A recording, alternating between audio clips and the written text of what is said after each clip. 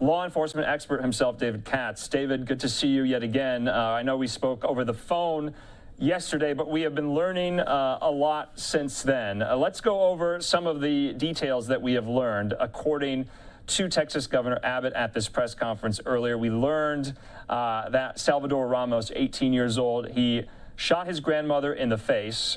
She is in critical condition. And then his grandmother called the police.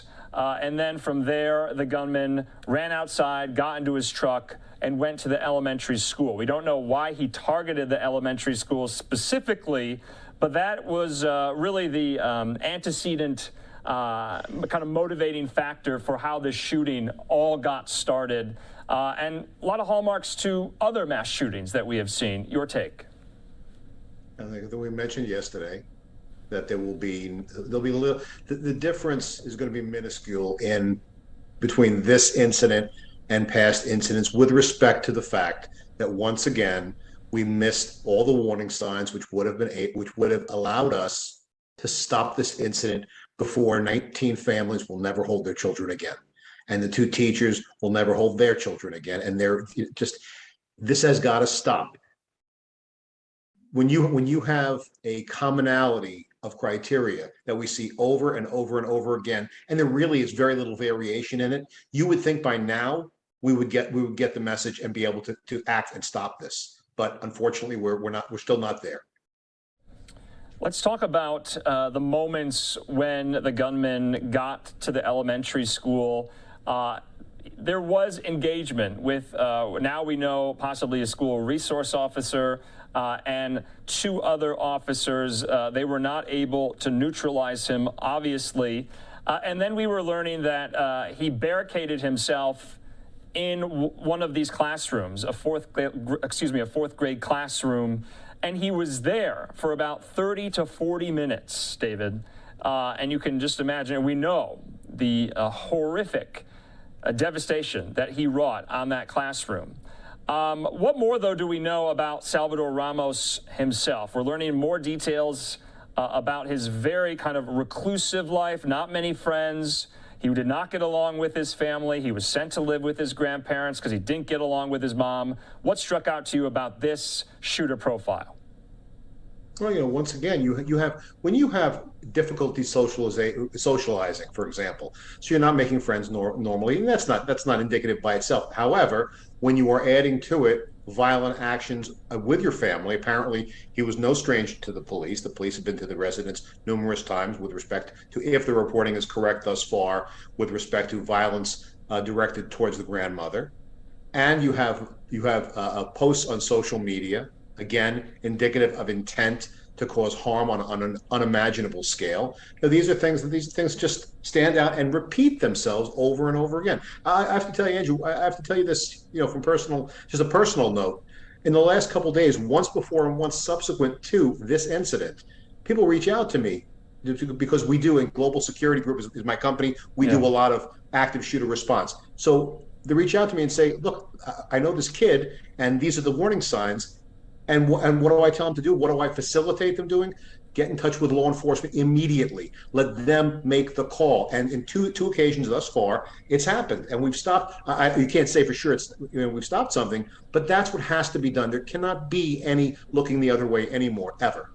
Yeah, and that, of course, David, is really the problem. There are no results. There are no tangible proof that you can and did stop something when you nipped it in the bud early, because of course the event does not materialize, and so you can't measure or weigh it against what we see now, where the warning signs were there. He was reportedly a high school dropout. You mentioned some type of lengthy run-ins with law enforcement in the area, yet no kind of documented criminal record. We know he and his mother did not get along at all. That's why he was sent to his grandmother's house. And so there was no meaningful warning of a crime until 15 to 30 minutes before this all transpired. And we learned from Governor Abbott today that those Facebook DMs, those direct messages between some random person he met online that he considered a friend, essentially went as follows: I'm going to shoot my grandmother. I shot my grandmother. I'm going to shoot an elementary school. That was posted 15 minutes before he got to the school. You know, it strikes me that if I were to go on Facebook and put in a message about how a good friend of mine took the coronavirus vaccine and dropped dead 3 minutes later, they'd probably ban me for misinformation. Do you think there could be some algorithm that could be created that when someone says, I am going to shoot a school, there's an immediate alert that someone calls the police? I mean, this is outrageous. Just to clarify, these are private messages in the DM function of Facebook. That's from what I understand. This was not on a public or a private profile. That's from what I understand. And Facebook put out a clarification about that today. So yeah, you know what? But I'm sure there are ways to dock, or at least to target that kind of violent rhetoric, whether it's in an IM or whether it's, I guarantee you there'll be postings that are reflective of his nature anyway, apart from the IM. Yeah, and of course, let's talk about the weapons at hand. We learned that these were purchased legally. He used an AR-15. Apparently, he had many rounds of ammunition. He had another weapon in the truck that he did not use in this. What struck out to you on that? AR-15s have been used in many of these similar type mass casualty incidents, but he purchased them legally within about a 3-day span after he turned 18. And that is perfectly legal in the state of Texas, is it not? Yeah, sure. And you could buy, I mean, most places in the country, you could buy a rifle at 18, semi-automatic or otherwise. When you purchase a firearm, you have to go through a background check. It's an automated check that goes through the FBI, indices, and sees whether you have a criminal conviction for the type of violation that would preclude you from legally owning a weapon. There is no mechanism, however, to document multiple run-ins with law enforcement with perhaps evaluations from clinical professionals, whether it's at school or the medical profession, that says, look, before you complete this sale, maybe we should give at least a second layer of scrutiny here. You want to make sure everyone has due process. These so-called red flag laws, you know, they're just wildly unconstitutional. But if you crafted a system by which you could at least alert law enforcement when someone who has indicated a predilection toward violence was considering buying a weapon, that could be actionable, or at least slow the sale down. Let somebody take a look at it and say, wait a second, this guy is buying a weapon, but look, 2 days ago they posted the following. So these are the things we need to look at. Due process, of course, but let's do something to keep weapons like these out of the hands of people who are going to use them for this kind of carnage. You know, David, you and I speak all the time about everything that is in place for when a situation like this happens with school districts, with law enforcement at the state, federal, and local levels. But it really just takes kind of one mess up, if you will, one overlooked detail, and then something like this precipitates into such horrific violence. A door being unlocked that usually is locked. A law enforcement officer engaging with the suspect but not neutralizing them. You cannot prepare for flukes like that happen, that don't normally happen, and then lead to something this tragic. So everything can be in place on paper. This is what we do. These are the steps we follow. But if something like that goes wrong, horror ensues.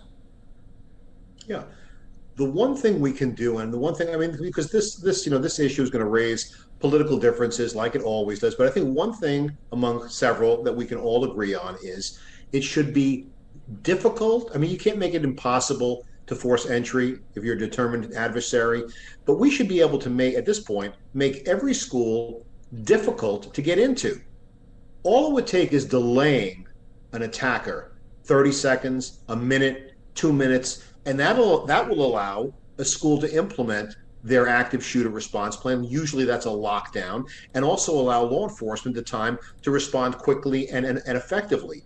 But if the adversary can simply walk in, or if it's one lock and you can shoot through glass, open the door, and you're in, whatever you're planning, whatever you're training, whatever your response protocols are, they are useless. First axiom: keep the bad guy out. Physical security is paramount, and that is something we can do easily, and that's not the kind of financial burden that schools cannot handle. We can, and I would, I mean, wouldn't you as a parent donate to beef up the entrance of the doorway, or beef up some of the security locks and doors? Yes, you would. Everyone would. But that's what we need to focus on first. Let's make sure bad guys can't get in, and then we'll talk about next steps. I want to talk to you, David, though, about the age to buy a weapon of this type. It's 18 in the state of Texas. There was really that prominent court ruling in the state of California where they wanted to raise the age to 21 for an assault-style weapon like an AR-15. But 18, 21, that's a 3-year difference. You can do a lot when you're 18. You can also do a lot when you're 21. We're just parsing these minute details, in my opinion, about the age to get a weapon like this. What say you? Yeah, I mean, look, I will grant you that. I mean, going back to my day, when you were 18, you were far more mature than some of these social media living, game playing addicts we see today. And that's not to say we don't have many fine men and women in this country who are 18 and just solid citizens who should not be precluded from owning a firearm because of a miscreant like this. What we need to do is figure out, okay, can we figure out a system by which we can get only those people that need to be stopped from having firearms from having them. As far as the age, look, the general rule for long arms in the United States is 18. And there are millions and millions of purchases by 18-year-olds of firearms every single year. And although this is an unimaginable tragedy, it's still statistically not really significant in the overall. So that being said, why would we blanketly focus on just age as the denominator? That would presuppose that this individual, were they 3 years older, would not be the same kind of homicidal maniac. And I would suggest that's probably not the case. So I think we still need to look at, rather than just age alone, might be one factor, but age alone is not what we need to look at. We need to look at the perpetrator. And time again, they're raising their hands. They're telling us we are a potentially violent individual. And by the way, we have law enforcement agencies that have gone chapter and verse with creating profiles and statistical analysis that can be used by law enforcement, by the judiciary, but the criminal justice system has not kind of figured out how to implement this all.